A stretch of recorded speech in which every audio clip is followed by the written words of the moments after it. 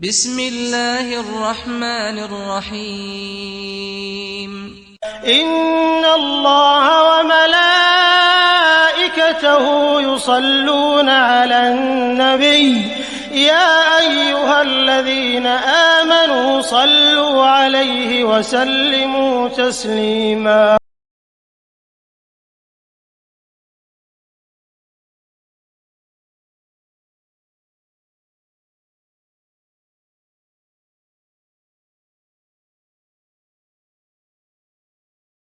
بسم اللہ الحمدللہ والصلاة والسلام علی رسول اللہ رب اشرح لی صدری ویسر لی امری واحلل عقدۃ من لسانی یفقہوا قولی. ناظرین السلام علیکم ورحمۃ اللہ وبرکاتہ. سیرت النبی صلی اللہ علیہ وسلم انگلیوں پر اہم واقعات کو یاد رکھیے آسان طریقے سے. 5 منٹس کی سیریز ہے یہ.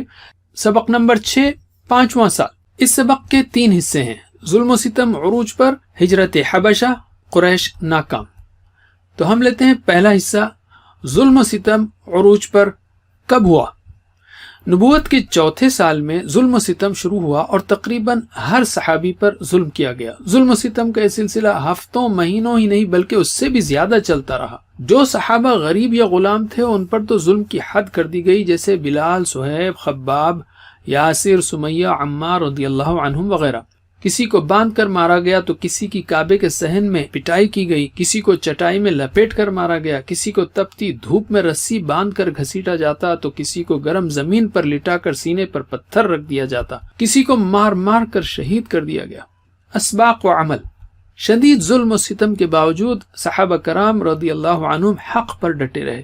اس میں ہر ایمان والے کے لیے ایک اہم سبق ہے. آزمائشوں سے حفاظت کی دعا کرتے رہیں.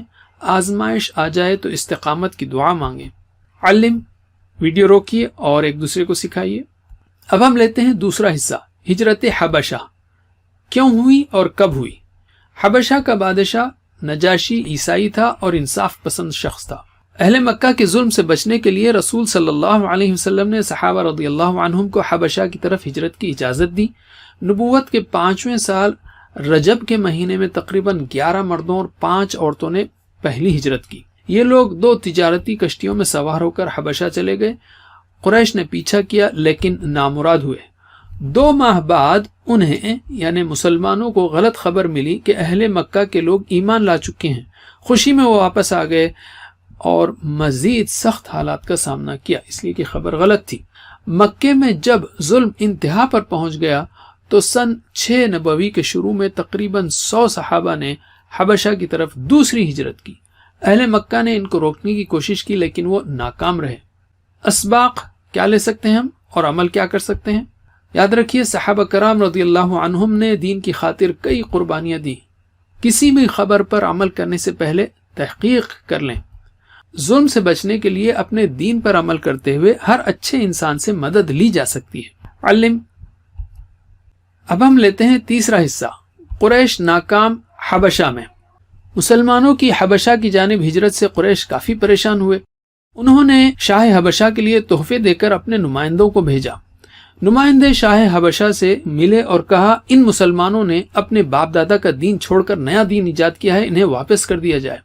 مسلمانوں سے بادشاہ نے سوال کیا تو حضرت جعفر رضی اللہ عنہ نے بادشاہ کے سامنے اسلام کی بہترین ترجمانی کی. بادشاہ بہت متاثر ہوا اور قریش مکہ کے نمائندوں کو واپس لوٹا دیا. اسباق و عمل. حق کا اظہار اور اعلان کرنے میں کبھی بھی ڈرنا نہیں چاہیے. سوالوں کا جواب حکمت کے ساتھ سوچ سمجھ کر دیجیے. جو لوگ حق کو جانتے ہیں وہ کبھی بھی حق کا ساتھ دینے میں پیچھے نہیں ہٹتے. علم. اب ہم لیتے ہیں قرآن و حدیث. مکی زندگی کے دوسرے دور یعنی سن 4 اور 5 نبوی میں دین کی دعوت اور مسلمانوں کی تربیت کے لیے قرآن کی تقریباً 42 صورتیں نازل ہوئیں اور ہم نے آپ کو بتایا کہ آپ کو اس میں کم از کم یہ پارے یاد رکھنا ہے جس میں 38 صورتیں آ جاتی ہیں.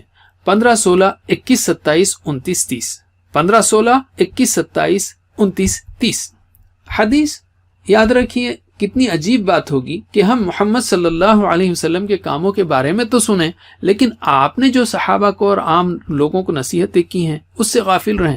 اس لیے روزانہ کچھ وقت حدیث پڑھنے کے لیے ضرور نکالیے.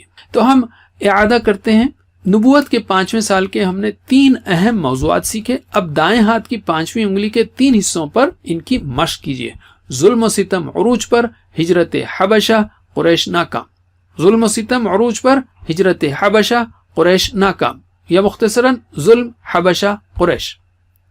جزاکم اللہ خیر۔ اس ویڈیو کا چھوٹا سا کوئز کیجئے جس کا لنک دیا گیا ہے۔ اللہ سے دعا ہے کہ وہ ہمیں سیرت النبی صلی اللہ علیہ وسلم پڑھنے، پڑھانے، عمل کرنے اور دین کا پیغام پھیلانے کی توفیق دے۔ سبحانک اللہم و بحمدک، نشہد ان لا الہ الا انت، نستغفرک و نتوب الیک، والسلام علیکم ورحمۃ اللہ وبرکاتہ۔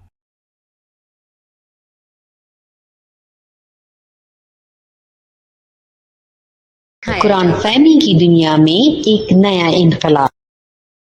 دنیا میں پہلی مرتبہ قرآن فہمی بذریعہ INAIR طریقہ تعلیم، جو کہ عام طریقہ تعلیم سے 60,000 گنا تیز ترین ہے۔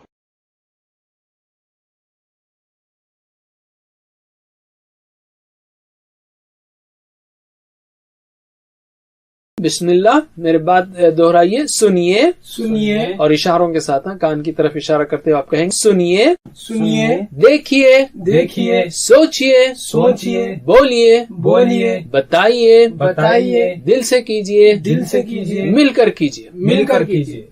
یعنی آپ دیکھ رہے ہیں، آپ سن رہے ہیں، آپ سوچ رہے ہیں، سمجھ رہے ہیں، آف کورس دماغ کا استعمال کر رہے ہیں، آپ بولیں گے بھی ہمارے ساتھ اور بتائیں گے بھی۔ بولنا بھی ہے آپ کو اور بتانا بھی ہے۔